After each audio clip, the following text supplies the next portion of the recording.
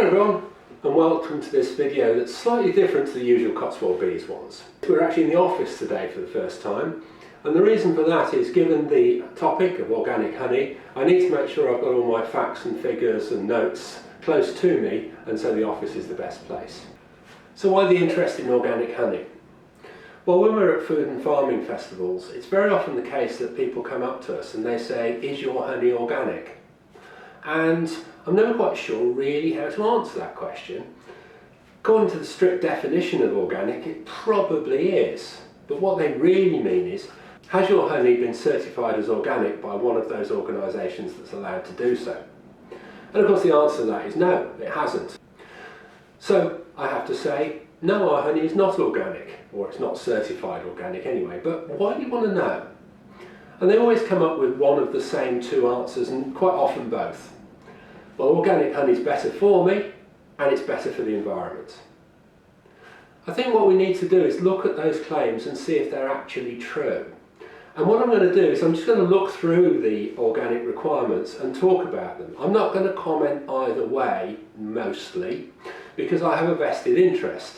I can't produce organic honey, and therefore I'm coming from a biased situation to start with. So you need to bear that in mind. Having said that, I'm going to try and remain as unbiased as possible when I look through the rules. I've got the rules here. These are the rules from the main certifying authority in the UK, the Soil Association. And they begin with something that I think is pretty non-controversial. They say when choosing the breed of strain, you must give preference to local ecotypes of Apis mellifera. And you must choose breeds from strains that are suitable for local conditions. Well, that all seems very, very sensible, and that's what we do anyway. And then the second one, they say, avoid the need for mutilation of animals. Well, I've never mutilated an animal in my life, and I don't really know what they mean here, although I think it has an implication when we come back to swarm management later on. But it's a very bizarre statement, but there you go. And it then says, have vitality and resistance to disease. Now, the question there is, what disease? If they mean resistance to American foulbrood and European foulbrood, two of the main diseases that keep us awake at night, then no bees have resistance to American foulbrood and European foulbrood. That's the whole problem with the blinking disease. So I don't really know, it's very ambiguous. But the basic idea behind it is good, that you have bees that are local to your area and that are healthy. I don't think any of us could argue with that. Then we move on to the second thing. You must establish your organic apiaries by bringing in colonies or swarms from organic units. Well, I don't have a problem with that particularly, except if I've got a swarm, how do I know it came from an organic unit?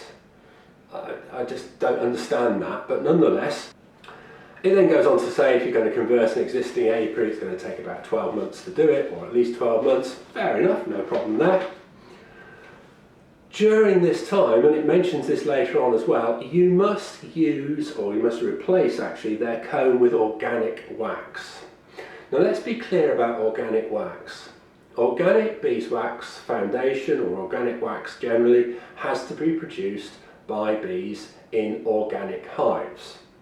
Therefore, it can only be produced in areas where it's been certified organic in advance. So, given that a relatively small percentage of honey that's produced is organic, it's going to be quite difficult to get hold of and quite expensive. I had a look to see where the vast majority of organic beeswax comes from. And it comes from 4 countries. Western China, Australia, Africa and New Zealand. You're going to be flying beeswax halfway around the world or moving it around in ships. It's going to have a very high mileage associated with it.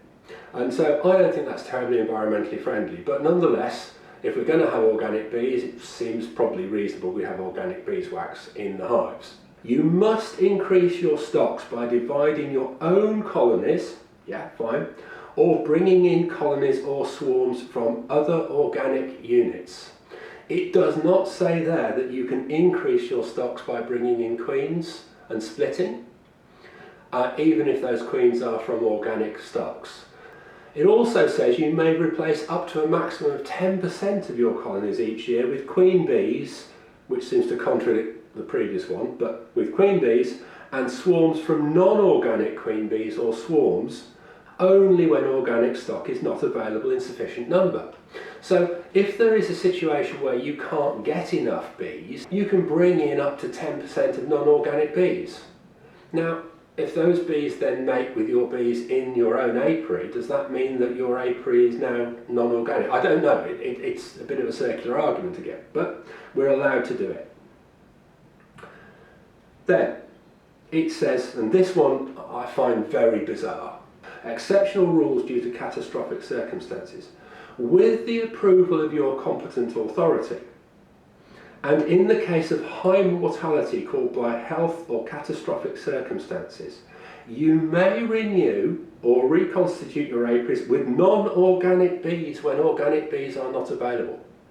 So my understanding of that is, if you have an outbreak of European foul brood or American foul brood, which wipes out a large percentage or all of your apiary, and other organic bees are not available, you can bring in non-organic bees and away you go.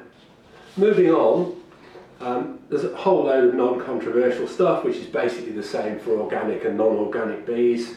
You've got to keep them in a healthy way, that's fine. It also says, which is really interesting, that preventative measures, talking about disease, preventative measures include renewing queens regularly. Well, I assume that means that you can bring queens in, even though earlier in the rules it said you should only bring in swarms or colonies, but renewing queens regularly. Regularly inspecting your hives to detect health problems. So, let's be clear. The Soil Association are saying, and I agree with them, that regular inspection is vital.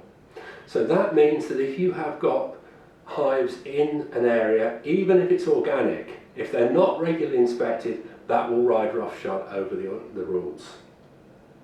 And it then goes on to talk about various things. Regularly renewing beeswax.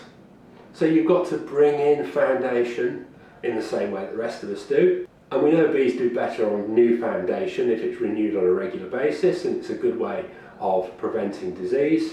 But you've got to bring in organic beeswax, and we talked about that earlier. It then goes on to talk about various medicines that you can use, and under certain circumstances you can use non-organic medicines on that. But then we move on to something that really does worry me. It says if you have an infestation of Varroa destructor. Now, pretty much every beehive in the Western world has got Varroa. So we can assume reasonably that organic beehives have got Varroa in the same way that the rest of us have. You may, this is the first point, destroy the male brood to contain the infestation. Now, this is really old-fashioned beekeeping thinking. It's something we used to do. It was called drone culling. And what happened was, of course, you cull the male brood. Yes, it has an effect on Varroa, doesn't cure it, doesn't take it out of the hive completely, but reduces the number dramatically. But it means the number of drones available are actually reduced dramatically. And that can cause poor queen mating.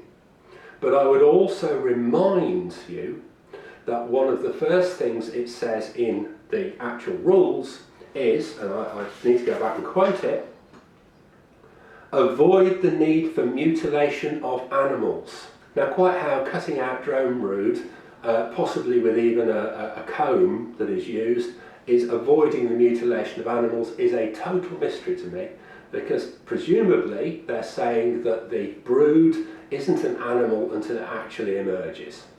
So, there you go. Moving on. You must not mutilate bees. Presumably, the rules don't count drone brood as bees.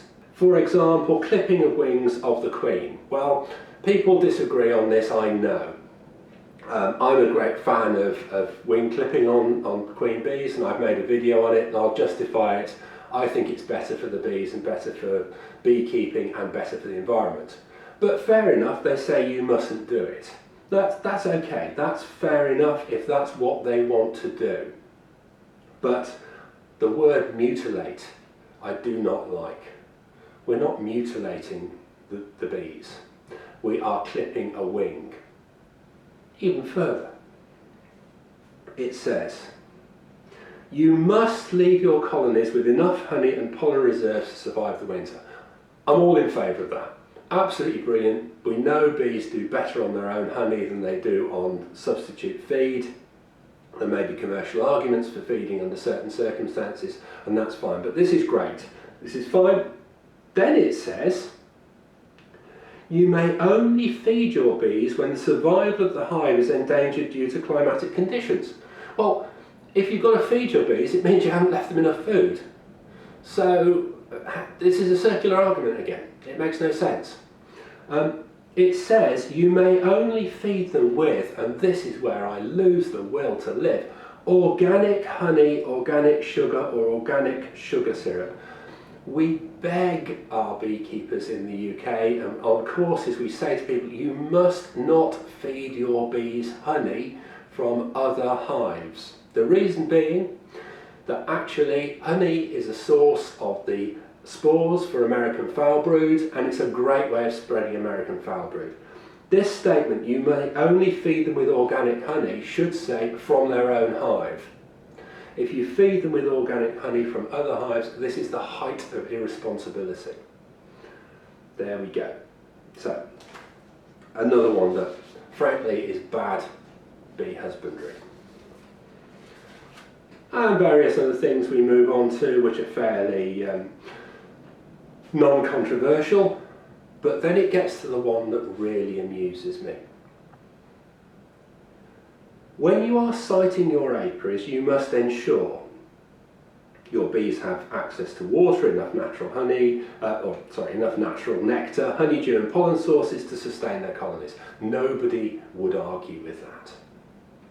Then it says, nectar and pollen sources within 3 kilometres of the apiary consist of 1. Organic crops, uncultivated areas, crops that have only been managed with low environmental impact. Within 3 kilometres. Now we know that bees will fly up to 3 miles, and in exceptional circumstances further than that, to collect nectar and pollen. So where's this 3 kilometres come from? If you've got a situation where there's a good food source that's 4 kilometres away, the bees will fly to it. So that will be non-organic. I don't understand 3 kilometres. Please somebody explain it to me. Oh, by the way, potential sources of contamination and poor health include urban areas. Well, we know for a fact that in the UK, bees tend to do better in towns and cities than they do in the countryside. So quite how an urban centre is a potential source of poor health, I don't know. But that's what it says. The rest of it, pretty uncontroversial, all good stuff. I'm okay with organic honey, but I'm not terribly keen on some of the advice that's being given that people have to do in order to get certified. That's my opinion. You may have a different opinion. Please don't let me put you off buying organic honey. If that's what you want to do, that's fine. Looking at its environmental credentials, however, there is no doubt that in terms of food miles, locally produced honey has less food miles than imported honey. And if you're in the UK, I know a lot of you will be looking at this video from non-UK countries, but if you're in the UK, then the food miles will be substantial if you're buying organic honey. Finally, we turn to the, is it better for you? I don't know. And as far as I can tell, nobody does. I've tried to find details of actually anywhere where people have done proper scientific studies of whether organic honey is better for you than non-organic honey. I can't find anything. What I can find is that unprocessed honey, in other words honey that hasn't been filtered and hasn't been heated, is undoubtedly better for you than honey that has been processed. And as far as I can tell, there is nothing to say that organic honey can't be processed. In other words, as far as I can tell, you could filter organic honey. You can take all the pollen and the propolis and all the goodies out of it. So, from what I can see, an unprocessed non-organic honey is better for you than a processed organic honey. So if you are buying honey, again, find out what the situation is. Maybe it's better for you, maybe it isn't. But as far as I can tell, there's no actual scientific evidence either way. Thanks for watching this sort of rather long and pretty dry video. There's been no cake and no tea on this one, but it's an important subject. I'm not against organic honey, I don't have any problems with the labelling. I just want people to know exactly what they're buying and buy with knowledge rather than just on a branding. So, as I say, hope you enjoyed the video. If you did, please thumbs up. If you're going to make comments, very happy to receive them, but keep them factual, not emotional. And we'll see you next time, which will be another beekeeping fireside chat or something like that, because it's still too cold and windy out there to actually be beekeeping. Thanks again. Please subscribe if you've enjoyed it, and we look forward to seeing you again next time. Enjoy your bees, enjoy your beekeeping, and I'm off for a well-earned cup of tea now, and might even find a bit of cake somewhere. Thanks again. Bye.